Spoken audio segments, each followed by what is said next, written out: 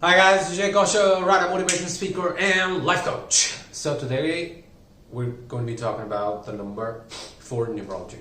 And not really numerology, as I have explained to you before in this series. We are trying to take a larger bird's eye perspective of what a number means, trying to understand it across cultures and different systems, different philosophies. But yes, numerology is something that we're going to use as our basis. And we began with number one, and I explained to you how number one is actually the number of the origin, unity. It's a point from which things begin. Okay? The number two is a line. From a single point, then you have a line. You have some semblance of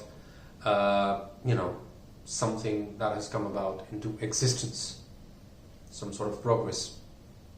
Number three is a shape, right? It's the first closed shape that you're able to form. That's what number three is.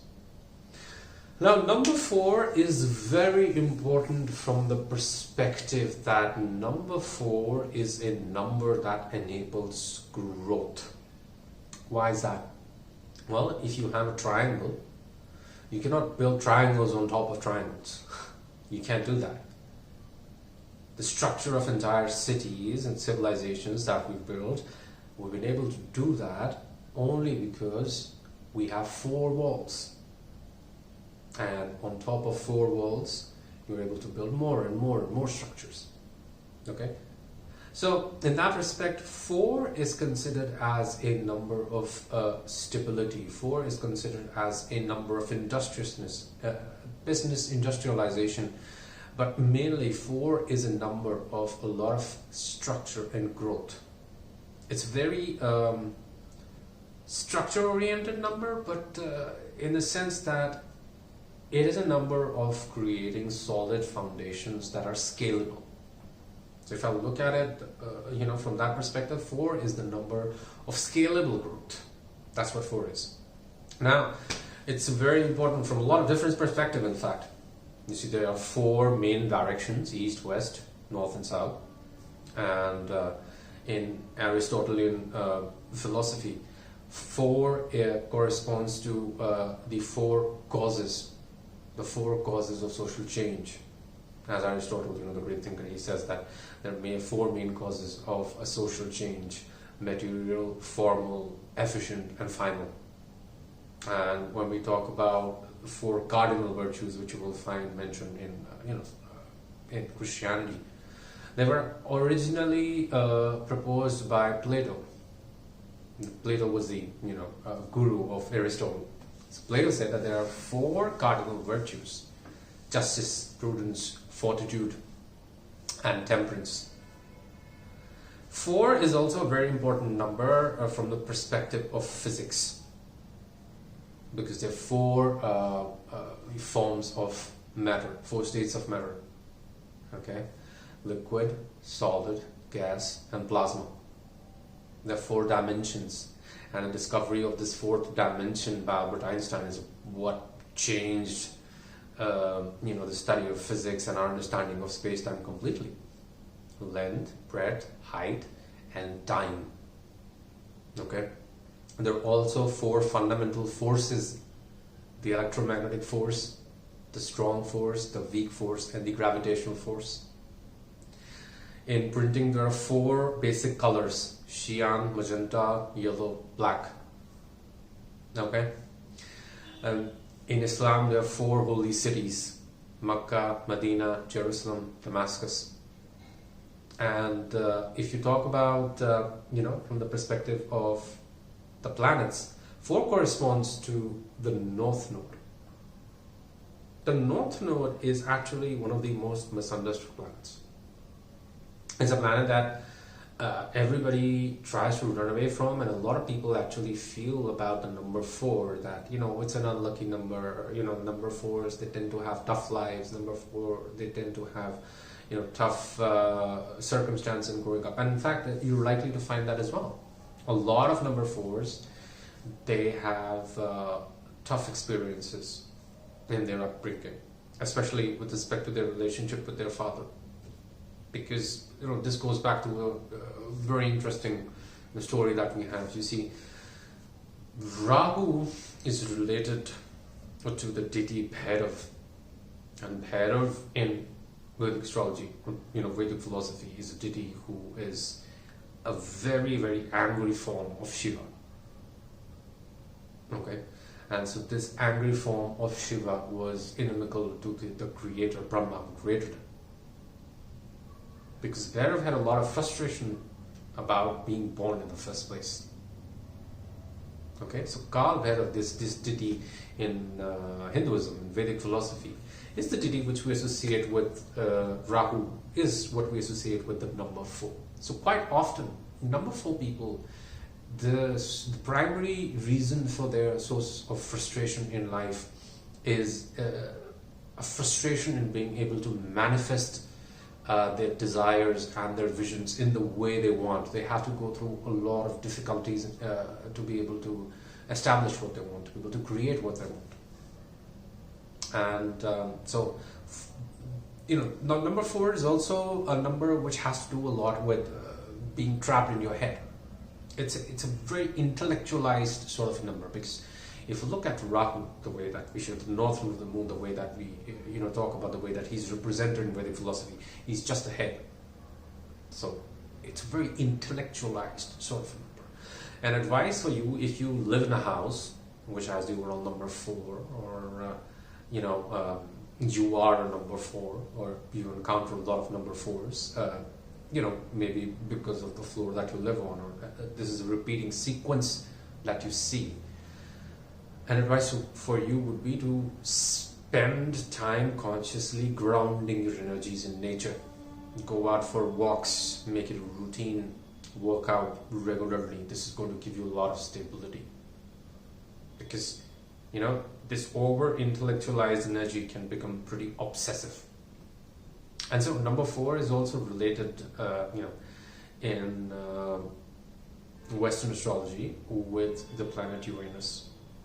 Uranus has to do a lot with transformation. Transformation is mainly what Uranus is tasked with. And so this transformation comes about not just a transformation to destroy, but a transformation to create some sort of a change. And if you look at the personalities, who have been ruled by number 4, they're extremely dynamic, extremely strong people. For example, Sardar Vallabhbhai Patel, he's called the Iron Man of India. He was the person chiefly responsible for uniting so many princely states into a single nation that we know today as India. I mean, after independence, when the British left it, they had signed the instrument of accession with each of these states independently. And so therefore they said, we don't know a country. We had signed this agreement with each of the princely states separately, so we're just going to free everybody. It's your job to unite the country together if you want. And so Sardar Vallabhbhai Patel, he was the first Home Minister whose task was to unite the country. Another great example is Margaret Thatcher and George Washington. You see, such dynamic, powerful leaders. Paul McCartney. Okay, Clint Eastwood. So, if you see a common pattern through all of these names, it's that these are people who have created towers of achievement in their respective areas, in their areas of work. And so that is quite a bit of the energy of number 4. Number 4 is a very ambitious sort of number. Now, number 4 also is connected a lot with your mother. It's also connected a lot with your subconscious mind. It's connected a lot with your motherland. It's also connected a lot with, your angels, your guidance angels. Everybody has angels. Everybody has forces in the spiritual form that are guiding them. I mean, you want to accept it or you don't want to accept it. It's a fact. You see, we are not just limited to life here as physical beings. There are multiple levels of existence on this planet where we live.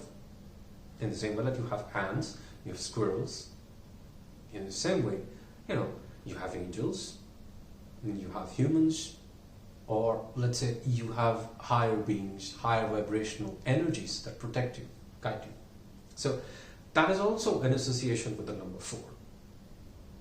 When you see 444 continuously, or when you see a lot of repetitions of the number 4, 444, 44, or 444, in any sort of way, if you encounter it again and again, this could pretty well be a signal from the universe, a reassuring signal that you need to build your stability within yourself. You need to make your life stable, and you need to maintain your hope. This is a kind of a sequence that you would often see in testing times in your life. This is actually the most powerful signal from the universe, reassuring you that things are going to be fine. But at the same time, you need to work on your inner stability. How do you get your inner stability? You get your inner stability by finding what your inner happiness is. No matter what you achieve in life, no matter what you create in life, you're never really going to find happiness unless and until it's firmly consistent with what sets your heart on fire. So the message that I would have associated with this number is be fearless in the pursuit of that which sets your heart on fire. Okay? That's the long and short of this energy.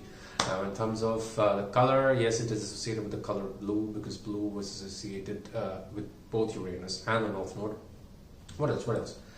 Yeah, in Chinese culture, 4 is not considered an auspicious number because it rhymes with their word for death. So you will not ever see 4 lucky bamboo sticks. You either have 1, 2, 3, 5, or so on. They omit number 4 as much as they can. So in their culture, it's not really considered something good. In tarot cards, the Emperor card deals with the 4th card of the major arcana. Okay, so I guess that's it. We've come out, pretty much everything with respect to the number 4. And thank you so much for watching. If you enjoyed this video, please give me a thumbs up. Subscribe to the channel so that you never miss any sort of video that I post. I post a ton of content here. And push the bell icon so that you can be notified every single time I post. Thank you so much. Take care.